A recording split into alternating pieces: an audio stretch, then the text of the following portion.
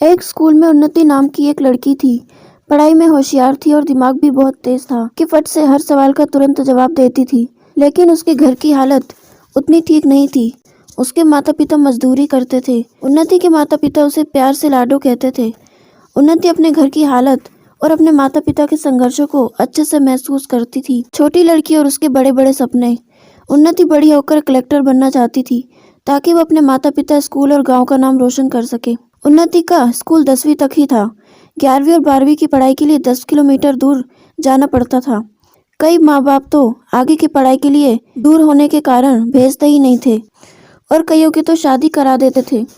उन्नति जब 10वीं में थी तब उसके मन में ये डर सताने लगा कि आगे की पढ़ाई के लिए उसके माता पिता उसे घर से दूर भेजेंगे या फिर उसके भी हाथ पीले करा देंगे। वो इस बारे में किसी से कुछ नहीं कहती, पर एक डर उसके अंदर बना हुआ था। उन्नति के स्कूल में एक टीचर थे जिसका नाम नितेश कुमार था। उन्हें मालूम था कि गरीबी क्या होती है। वो अपने स्कूल के बच्चों का हमेशा हौसला बढ़ाते थे और बच्चे उनकी बात भी मानते थे। उन्नति के मन का डर दिन ब दिन बढ़ता ही जा रहा था। माता पिता घर की हालत देखकर वो और भी डर जाती थी।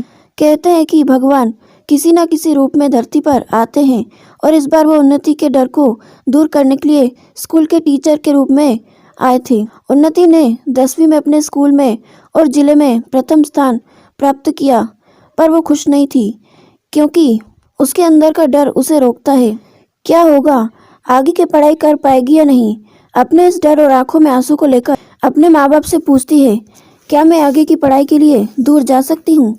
उन्नति के पिता कहते हैं, देख लाडो, जब तक स्कूल गांव में था तब तक ठीक था, लेकिन अब इतने दूर नहीं भेज सकते। अब तुम बड़ी हो गई हो, कहीं कोई ऊंच नीच हो गया तो तेरे साथ शादी कौन करेगा और हम इस गांव में किसी को मुंह नहीं दिखा पाएंगे। आगे की पढ़ाई का खर्च भी शायद ही उठा पाएंगे। हमारी हालत तो तुम भली भांति जानती हो। तभी स्कूल के टीचर नितेश कुमार वहां आते हैं और उन्नति के माता पिता से कहते हैं, आपकी बेटी पढ़ाई में बहुत होशियार है। उसने 10वीं में अपने जिले में प्रथम स्थान पाया है। आप लोगों को उसे प्रोत्साहित करना चाहिए ताकि वो 12वीं में पूरे प्रदेश में अव्वल आए। उन्नति के पिता बोले, लेकिन हम इसकी पढ़ाई का खर्चा नहीं उठा सकते क्योंकि हम बहुत गरीब हैं। नितेश कुमार बोले, मुझे पूर्ण विश्वास है कि वो ऐसा कर सकती है। आगे की पढ़ाई की चिंता आप मत कीजिए, उसकी पढ़ाई का खर्च मैं उठाऊंगा क्योंकि मेरा इस दुनिया में कोई नहीं और मैं गरीबी, लाचारी, कठिनाइयों से अच्छे से परिचित हूँ। मैं इन सभी को महत्व नहीं देता क्योंकि जो इंसान इन चीज़ों के बारे में ही सोचता रहता है वो जिंदगी भर फकीर ही रहता है। इन चीज़ों का मेरे जीवन में कोई स्थान नहीं है। मुझे इतना पता है कि कर्म करो, बाकी भगवान के ऊपर छोड़ दो। टीचर की बात सुनकर उन्नति के अंदर का डर चला जाता है और आंखों में खुशी के आंसू उमड़ पड़ते हैं। उसके माता पिता भी बहुत भावुक हो जाते हैं और उनके आगे हाथ जोड़कर अपनी सोच पर माफ़ी मांगते हैं और कहते हैं, हम दोनों और ज़्यादा मेहनत करेंगे जिससे हम अपने लाडो को आगे की पढ़ाई करा सकें।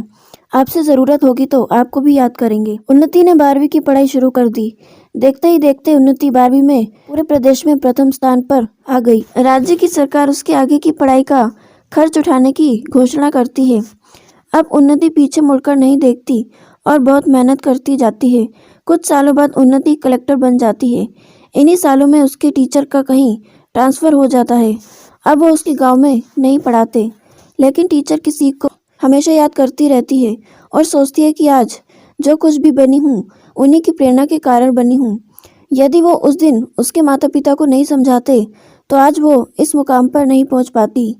उन्नति अपने टीचर को हमेशा याद करती है और सोचती है कि वो उसे किसी दिन मिल जाए।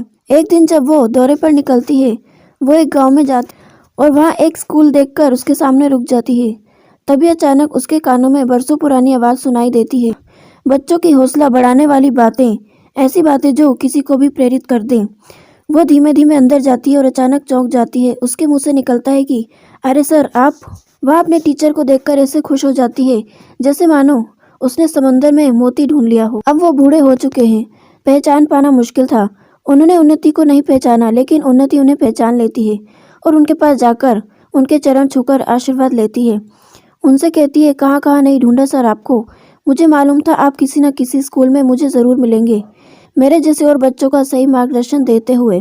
यह कहती हुई वो दोबारा टीचर के चरणों को छूती है। टीचर उन्नति को देखकर बोले, बेटी मैंने आपको पहचाना नहीं, आप कौन हैं? और आपकी आंखों में आंसू किस लिए?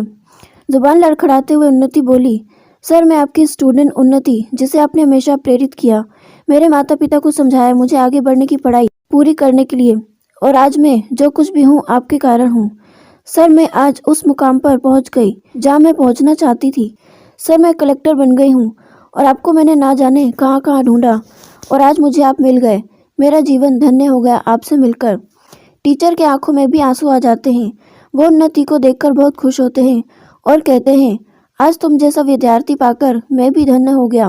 वो उसे ढेर सारे आशीर्वाद देते हैं। दोस्तों, इस कहानी से हमें ये प्रेरणा मिलती है कि अगर आप सच्चे मन से किसी कार्य को करने और बनाने की ठान लो तो पूरी कायनात आपकी सहायता करती है और आपको आपके लक्ष्य से एक दिन ज़रूर मिला देती है। आपकी कैसी भी पोजीशन हो, आप कहीं भी रहते हो, बस आप अपने लक्ष्य की ओर हमेशा फोकस बनाए रखें।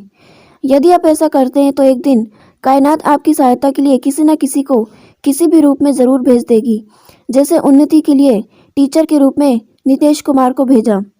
आप तो बस कुछ अच्छा करने की ठान लें और हिम्मत करके मंजिल पाने के लिए कार्य को शुरू कर दें। यकीन कीजिए, रास्ते खुद ब खुद खुलते चले जाएंगे।